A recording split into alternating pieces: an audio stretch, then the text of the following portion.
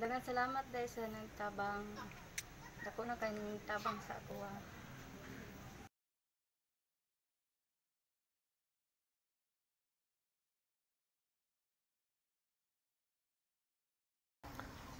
Clinic. Wala pa ang doktor. Taod-taod di may naghulat diri. Observe ninyo nga social distancing jud kayo ang palibot.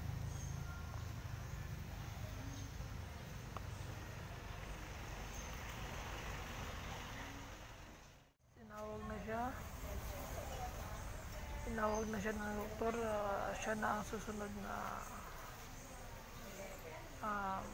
siya na po ang tawag nito. Basta siya na ang sunod natin siya guys. So punta na ako sa labas para kakain pa kami ng tanghalian. Kumusta yung check up mo? Ingon sa doktor sir, normal lang daw. Sa kalentura lang daw ang dili normal. Sa kalentura lang, ang lagdat lang yung hindi normal. So ano yung sabi ng doktor? Naghatag lang siya og karang tambal for 7 days. Og dili daw siya mangundang ya pang kalentura. Balik daw kay basi daw na ako karang diabetes. Yung yung sabi mo na sakit sa dibdib mo, kumusta? Normal lang daw sa na ITB pero ug dili gid siya mawala og next balik daw nako.